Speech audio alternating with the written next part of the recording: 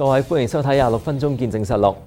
有啲人一生都追求理財嘅學問，懂得理財唔浪費金錢，對生活會有一定嘅保障。有人認為理財應該係從小開始學習，養成正確嘅理財習慣。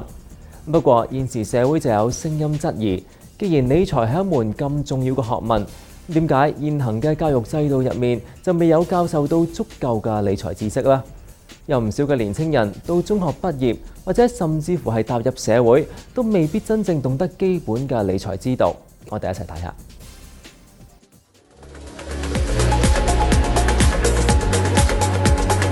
兒童嘅成長過程當中，會吸收到唔同嘅知識，有學術方面，秋天，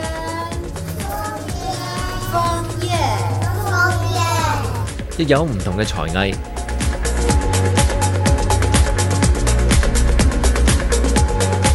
家長都希望吸收呢一啲唔同嘅知識，可以為子女嘅將來打好基礎。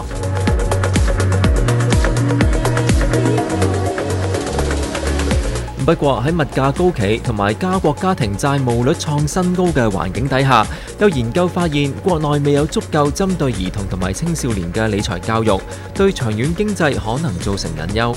20 years later, and in the school system, there really still was no education about money. I feel like a lot of kids these days, they don't really see the value in money, so they have the money, so they spend it all. If you look at adults and Canadians have $1.65 in debt for every dollar that they make. So they don't even understand that concept.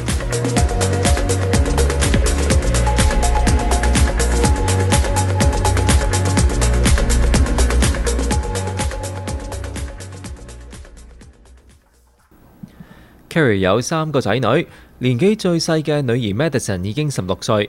Carrie 記得女女6歲嘅時候就開始留意到佢對金錢缺乏正確嘅觀念。Her idea of getting money was, you just get it out of that machine, and she meant the ATM. And there was no concept that money was mine, that I put money in the bank, that it was dispensing it to me under my authority and so on. It was just like anytime you needed money, you just drive up to one of those things and get the money out. 於是佢同太太開始喺日常生活中向女女灌輸理財嘅知識，例如為佢開銀行戶口。另外，當佢完成一啲嘅家務之後，亦都會向佢發放獎金，等佢有機會學習控制自己嘅財政。Carrie 重視子女嘅理財教育，因為佢自己先後經歷過2次破產。佢認為其中一個原因就係因為未有從小開始學習理財。There was virtually no education in the system. Our society basically at that time said you kind of figure it out for yourself, and you get lessons from your parents. And by the time they arrived at retirement age, it was a big mystery and a surprise to me that they had money available, which I discovered after I became quite an adult, how they had put money away and sold their home to get money and that sort of thing. None of that was told to us, and it's still not being told. 最令佢感到意外嘅係，時至今日，學生喺校內所學到嘅理財知識仍然非常有限。I would say there really hasn't been any change. 20 years later, and in the school system, there really still was no education about money. The kids were learning how to count. They were learning how to count using coins and toys and things like that. But it was basically just an extension of how to perform arithmetic or mathematics and calculations, as opposed to understanding that finance is about buying and selling and saving and investing. 現時喺加國各個省份嘅理財教育都略有不同。安省喺2011年就開始將理財教育融入第4至第12班嘅不同科目當中。至於卑詩省就會先後喺嚟緊嘅學年同埋下一個學年開始分批試驗，從幼稚園到第12班嘅科目中加入理財教育。但喺未實施之前，就會同亞省一樣，學生主要只會喺第10班嘅時候喺一個關於未來計劃嘅科目當中學習到理財嘅知識。Create some profile around it, share some stories. I'm speaking with Kumi 係一個提倡向兒童及青少年灌輸理財教育嘅組織嘅成員。呢一日嚟到列治文公共圖書館，同圖書館嘅學習服務協調員 Leanne 一齊準備一個推廣理財教育嘅書籍展覽。it increases the impact, the length of time that That's right. 佢話以卑斯省為例，雖然現時學生喺第10班一個叫 Planning 10嘅課程有機會學到一啲理財知識，但根本就唔足夠。Planning 10 is a mandatory course, yes, but it's implemented differently by every teacher. So as with the curriculum, the teacher then reads and interprets and implements the curriculum in their own way, which is wonderful and very important to creative health. However, if the teacher is uncomfortable with talking about money, it is possible that they will not address money in the courses. Although we have books for children, books for teens, Right. and also books for parents, and the parents. 佢同 Leanne 都認為，到第10班先至開始教授理財知識已經太遲。反觀近年市面上已經陸續有越嚟越多針對兒童嘅理財書籍，其實學校同埋家長都可以喺兒童年幼嘅時候就開始灌輸金錢嘅概念。Some of these books could be read to the child at 5 years of age. And because they're graphically interesting, the child is engaged with them through the pictures, even if they can't read the actual text. I think storytelling gives people a chance to informally chat about it rather than say, you must do this or you must learn that. I think it makes it much easier to absorb. That's what my dad does, man. Like, he just has like this credit card that he uses for everything. And Yeah. He just pays it off every time. Like, Yeah, no, that's exactly what my mom does. Every month. That's every so time. good. Chantel 係一名理財輔導員，會定期到學校或者係青少年組織為青少年講解理財嘅方法。呢一日佢就同一班讀緊12班嘅年青人討論理財之道。Do you guys remember anything that I taught you about credit scores? Yes. Yeah? 605. If you have a credit card, the main thing to buy is like houses, cars, not like pizza.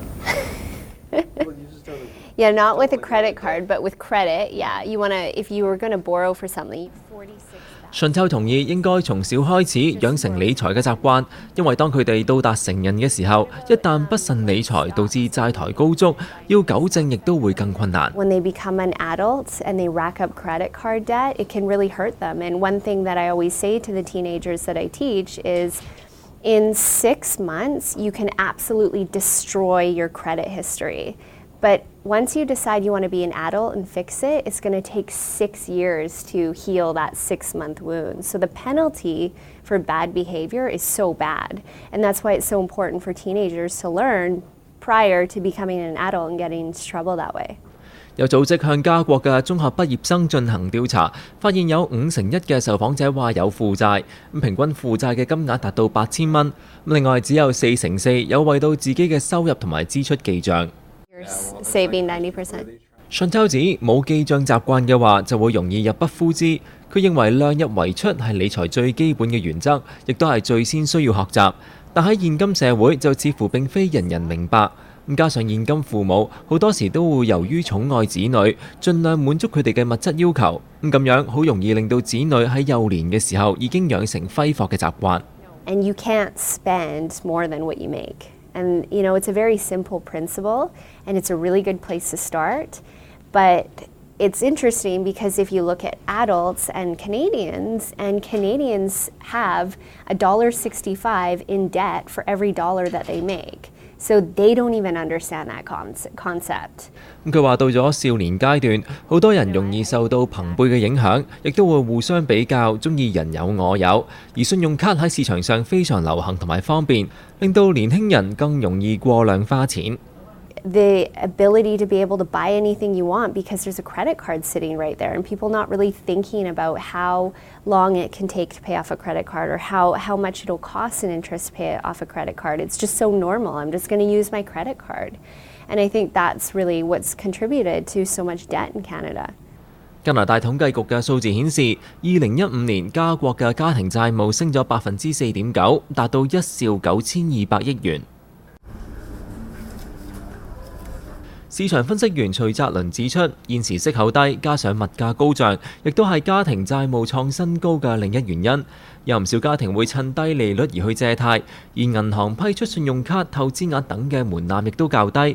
但若果年輕一代養成一個錯覺，可以依靠借貸同埋透支額嚟生活，到將來利率回升，負擔就會百上加斤，咁對整體社會經濟亦都會造成負面嘅影響。